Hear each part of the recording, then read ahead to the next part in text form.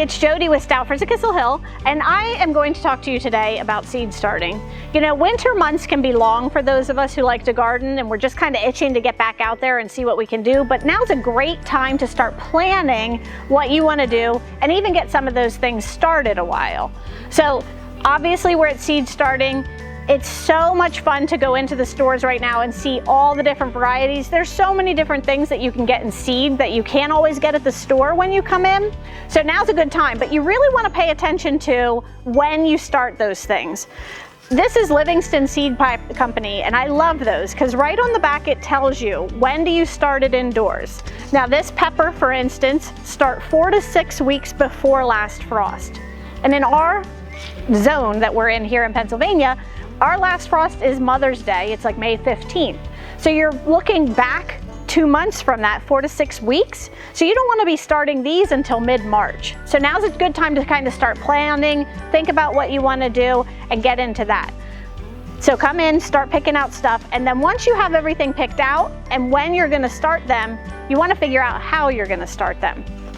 There's so many different options now for how you can start them, and it really takes all the guesswork out of things.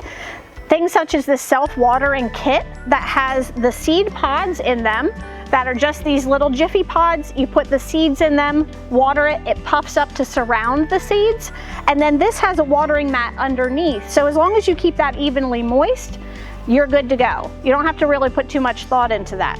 Also has a nice greenhouse lid. You know, our houses can be a little bit dry in the winter, so this helps to keep that humidity in around the seeds. Also, I would always recommend, it's amazing how close these seeds all start to look at each other, and you might forget what you have planted. I've done that.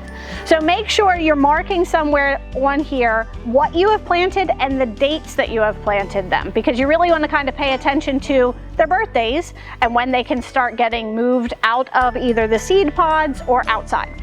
If you don't have a ton of space, but you still want to start things, really pay attention to what should be started inside.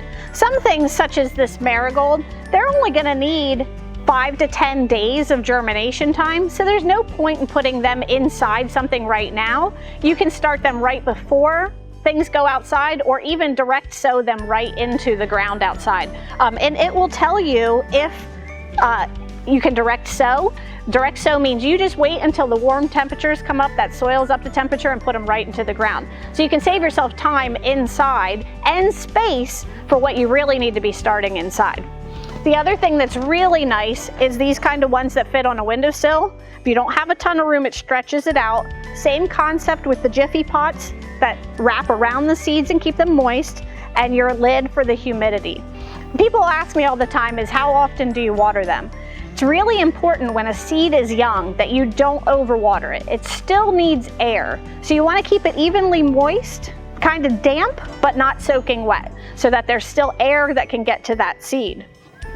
And a lot of times you'll have multiple ones that'll start. It's sad to do, but what you should really do is kind of pull some of those little ones and keep the healthiest, strongest one going, so that in the end you get a nice healthy plant from it and not 3 plants that are kind of not as strong. You also have the option, if you have space to lay things out, to grow your seeds right into the size pot that they can stay in for the entire winter season, and then plant these right outside.